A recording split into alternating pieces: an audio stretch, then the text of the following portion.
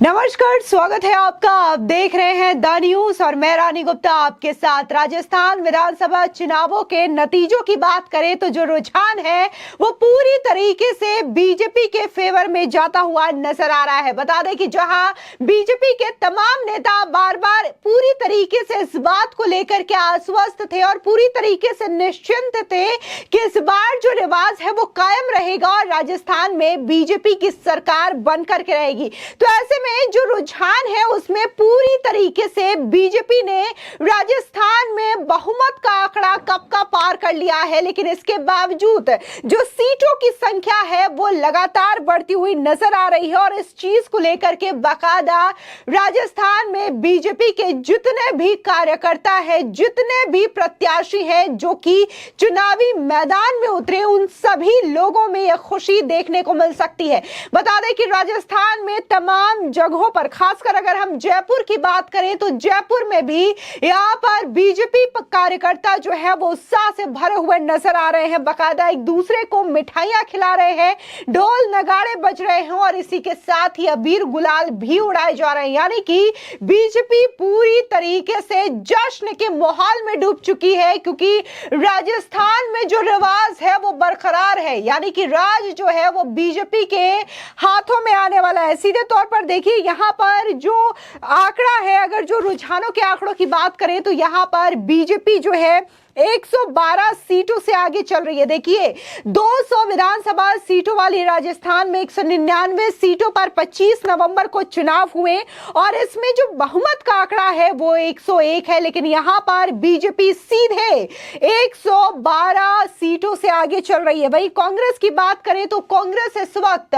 महज 70 सीटों पर अटकी हुई है। धीरे धीरे ये जो कांग्रेस का आंकड़ा है वो कम हो रहा है। वही इस तरीके से जो बड़े चेहरे हैं, फिर चाहे वो वसुंधरा राजे हो, दिया कुमारी हो, बाबा बालकनाथ हो, राजवर्धन राठौर हो, राजेंद्र राठौर हो, ये तमाम जो नेता है वो अपनी अपनी सीटें बचाने में यहां पर कामयाब नजर आ रहे हैं। बता दें सीधे तौर पर अगर हम एक एक सीटों की बात करें तो यहां पर ये लोग जो है वो आगे चलते हुए दिखाई दे रहे हैं। इसी के साथ ही जिस तरीके से रुझानों में स्पष्ट हो गया है कि राजस्थान में बीजेपी की सरकार बन रही है, उसके बाद से ही बीजेपी के जो दिग्गज नेता हैं वो लगातार प्रधानमंत्री मोदी को इसका श्रेय दे रहे हैं, क्योंकि कहीं ना कहीं जिस तरीके से चुनाव लड़ा गया, यहां पर प्रधानमंत्री मोदी जो है वो रैलियां करते नजर आए, जनसभाओं को संबोधित करते हुए नजर आए। और अगर वाकई में देखा जाए तो हम भी राजस्थान गए थे बाकायदा, जहां पर प्रधानमंत्री नरेंद्र मोदी का रोड शो हुआ था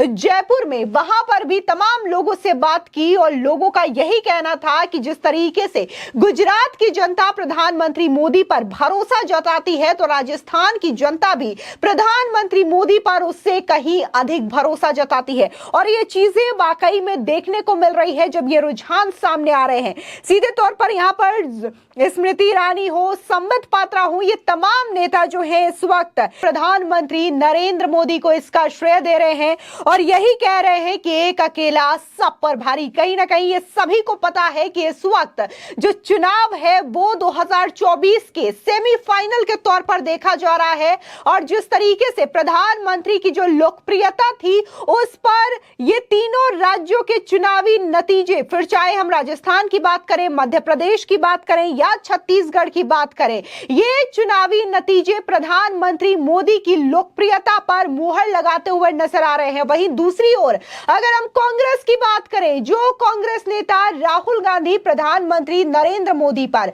पनौती कह के कटाक्ष कर रहे थे, तो ये कटाक्ष अब उल्टा कांग्रेस पर भारी पड़ रहा है, क्योंकि इस वक्त अगर आप सोशल मीडिया प्लेटफॉर्म एक्स पर देखें तो लगातार राहुल गांधी पनौती है ये ट्रेंड कर रहा है। तमाम लोग राहुल गांधी के पुराने क्लिप्स शेयर कर रहे हैं जिसमें राहुल गांधी बकायदा ये कह रहे हैं कि राजस्थान में सरकार जा रही है, मध्य प्रदेश में सरकार जा रही है और तो और छत्तीसगढ़ में सरकार जा रही है। यानी कि सीधे तौर पर तमाम लोग इस वक्त जो कांग्रेस की हार हो रही है उसका ठिकरा राहुल गांधी पर फोड़ते हुए नजर आ रहे हैं। कहीं ना कहीं ये जो पनौती वाला स्टेटमेंट था राहुल गांधी का, उससे 2019 का वो स्टेटमेंट ताजा हो जाता है जब राहुल गांधी ने प्रधानमंत्री नरेंद्र मोदी के लिए चौकीदार चोर है शब्द का इस्तेमाल किया था और ये चौकीदार चोर है शब्द भी काफी ज्यादा ट्रेंड हुआ था, जिसके बाद तमाम लोगों ने अपने नाम के आगे मैं भी चौकीदार लिख लिया था।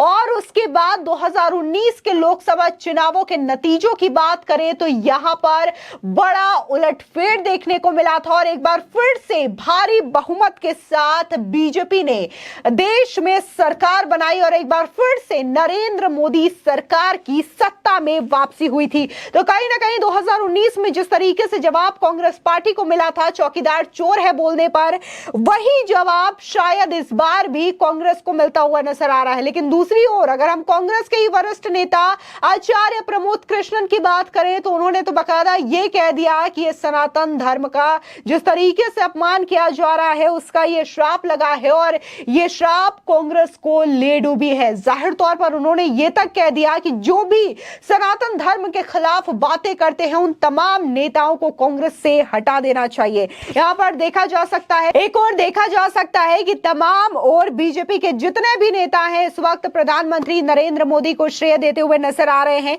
एक अकेला सब पर भारी। इसी के साथ ही हम जो वोटों की गिनती है उस पर भी एक बार नजर डाल लेते हैं कि कैसे, अगर बात हम सबसे पहले यहां पर जो काफी ज्यादा हॉट सीट है और सीएम की रेस में जो आगे चल रहे हैं बाबा बालकनाथ, उनकी सीट की बात करें तिजारा, यहां पर बाबा बालकनाथ जो है वो 4807 वोटों की बड़ी मार्जिन से लीड करते हुए नजर आ रहे हैं और अब तक 12 राउंड की यहां पर मतगणना हो चुकी है। बता दें कि उन्हें अब तक जो टोटल वोट है वो 64,579 वोट मिले हैं। इसी के साथ ही हम बात करते हैं दिया कुमारी। जी हां, जहां एक और वसुंधरा राजे को महारानी कहा जा रहा है तो वहीं दूसरी ओर दिया कुमारी को राजकुमारी कहा जा रहा है, क्योंकि वजह यह है कि ये भी सीएम की रेस में आगे नजर आ रही है। इनके तमाम जो समर्थक हैं, कार्यकर्ता हैं, इन्हें सीएम मैडम करके संबोधित कर रहे हैं। लेकिन फिलहाल दिया कुमारी का यह कहना है कि मैं सीएम नहीं हूं, मैं सीएम की रेस में नहीं हूं, लेकिन संभावित सीएम के तौर पर राजस्थान की जनता इन्हें जरूर देख रही है। इनकी सीट विद्याधर की बात करें तो यहां से भी ये 56,000 वोटों की बड़ी मार्जिन के साथ लीड करती हुई दिखाई दे रही है और अब तक इन्हें 1,30,231 वोट्स मिल चुके हैं। अब राज्यवर्धन सिंह राठौड़ की झोटवाड़ा सीट की बात करें तो यहां पर ये 11,732 वोटों की बड़ी मार्जिन के साथ लीड करते हुए नजर आ रहे हैं। अब तक इन्हें 82,262 वोट मिल चुके हैं। यानी कि पूरी तरीके से इस वक्त ये कहना गलत नहीं होगा कि राजस्थान में पूरी तरीके से जो कांग्रेस का सुपड़ा है वो साफ होता हुआ नजर आ रहा है और बीजेपी का राज वहां पर बरकरार होता नजर आ रहा है। क्योंकि जिस तरीके से जो रिवाज है राजस्थान में कि हर बार सरकार बदलती है और इसी चीज को लेकर के बीजेपी के तमाम नेता आश्वस्त थे, तभी तो चाहे फिर वो बालकनाथ हो, वसुंधरा राजे हो, गजेंद्र सिंह शेखावत हो, दिया कुमारी हो, ये तमाम जो नेता हैं वो मंदिरों में पहले से ही पहुंच गए और भगवान के आगे नतमस्तक होते हुए नजर आए। तो वहीं लगातार जिस तरीके से प्रधानमंत्री मोदी ने ये बड़ा हमला बोला था राजस्थान में कि चाहे कन्हैया लाल हो, पीएफआई हो, आतंकवाद का जो साथ देते हैं या तुष्टीकरण की जो राजनीति करते हैं, उनका पूरा का पूरा खेल इस बार राजस्थान की जनता खत्म कर देगी। यानी कि 3 दिसंबर कांग्रेस छूमंतर पूरी तरीके से देखने को मिल रहा है कि यहां पर अशोक गहलोत का जादू भी काम नहीं आ रहा है। फिलहाल इस पूरे मामले को लेकर के आपकी क्या राय है, हमारे कमेंट सेक्शन में जरूर बताएं। धन्यवाद।